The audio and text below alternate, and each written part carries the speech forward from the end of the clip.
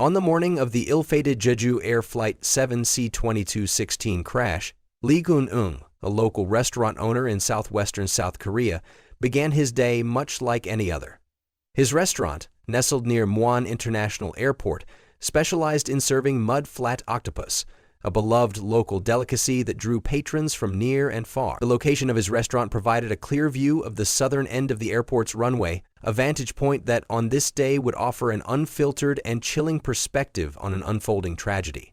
The day began with a typical tranquility. The sun rose high in the sky, casting a warm glow over the area, and the distant sound of waves from a nearby beach provided a soothing backdrop. Birds could be seen fluttering along the shoreline, their graceful movements adding to the serenity of the morning. As Mr. Lee prepared his restaurant for the day's service, his mind was occupied with the usual concerns of a small business owner. He moved efficiently through his kitchen, organizing supplies and setting the stage for another busy day. Outside, the sounds of the airport and the surrounding area hummed in the background. A blend of construction noises, the occasional roar of a plane taking off or landing, and the sharp cracks of gunfire used to chase birds away from the runway. These sounds were a familiar part of the environment, so when he first heard a series of loud bangs, he didn't immediately react. He assumed they were the result of motorbikes or perhaps another routine activity near the airport. However, these bangs were different. They were louder, more jarring, and carried a strange resonance that set them apart from the usual cacophony of his surroundings. Something about the noise felt ominous, a sound that didn't belong.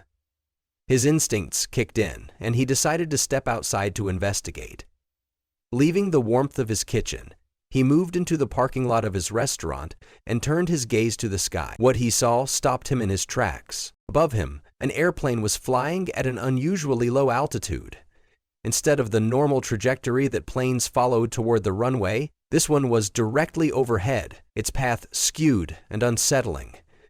The aircraft was tilted slightly to the right, its movements jerky and unsteady, as if it were struggling to maintain control. The sight was unlike anything Mr. Lee had ever seen.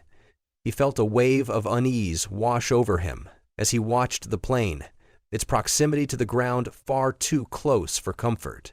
It seemed almost surreal, a moment where time itself seemed to slow down as he processed what was happening. He moved to the back of his restaurant, hoping to get a clearer view of the plane as it continued its troubling flight.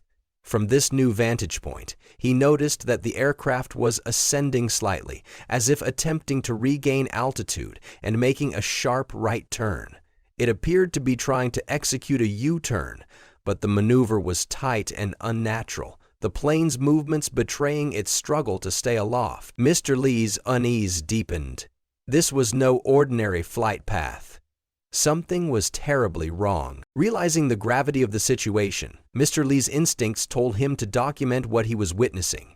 He grabbed his phone and climbed to the rooftop of his restaurant, seeking an unobstructed view of the unfolding events. From this elevated position, he began recording, his hands trembling slightly as he pointed the camera toward the sky. He could feel his heart pounding in his chest, a mixture of fear and determination driving him to capture what might be the final moments of the plane's flight. Then, in an instant, the unthinkable happened. The plane plummeted from the sky, and a massive explosion ripped through the air. The force of the blast was overwhelming, sending a shockwave that rattled the ground and filled the sky with smoke and flames. The heat from the explosion was intense, a sudden rush that felt like standing too close to an open flame. Mr. Lee described it as similar to the sensation of opening the door to a sauna, but far more overpowering. The scene before him was one of utter devastation. Debris from the aircraft was propelled into the air, some of it landing dangerously close to his location. The sound of the explosion echoed across the area, a deafening roar that seemed to shake the very earth. Smoke billowed upward in thick, dark plumes, obscuring the horizon and creating an almost apocalyptic atmosphere.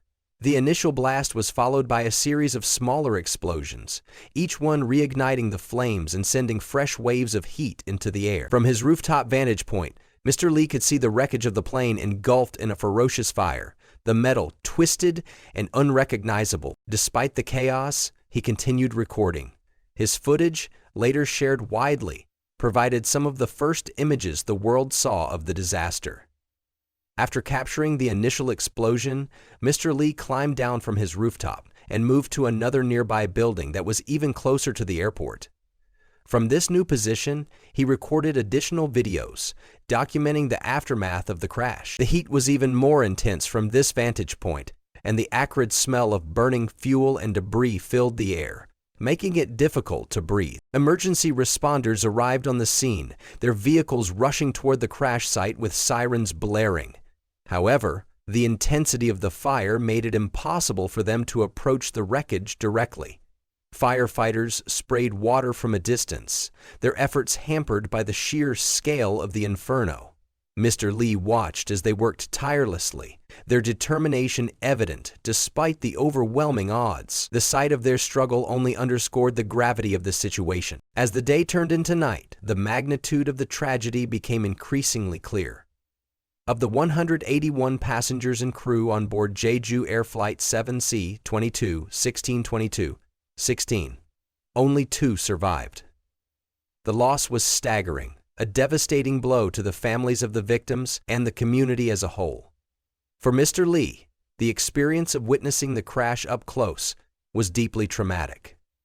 That night, sleep eluded him. Every time he closed his eyes, vivid after-images of the explosion filled his mind. The fiery blasts, the choking smoke, the cries of those on the ground, all of it replayed in an endless loop, refusing to fade. He spent the night glued to his phone, scrolling through news updates and rewatching the videos he had taken. The footage, now circulating globally, had become a key piece of the narrative surrounding the disaster. While he felt a sense of responsibility in sharing what he had witnessed, the emotional toll was immense. The weight of what he had seen and heard was almost too much to bear. By the time dawn broke, exhaustion had set in, but the memories remained vivid and unrelenting. Determined to find some semblance of normalcy, Mr. Lee returned to his restaurant the next morning. He hoped that the familiar routines of his day might provide some comfort, but the events of the previous day lingered in his mind, casting a shadow over everything. That evening, in an attempt to quiet his thoughts, he turned to alcohol, hoping it might help him sleep. The relief was temporary at best. The memories of the crash remained, a constant presence that he couldn't escape. Mr. Lee found some solace in speaking with his wife, who was visiting her parents at the time. Their phone conversations provided a small measure of comfort, allowing him to share his feelings and process the trauma. Yet the burden of his memories was one he carried largely alone.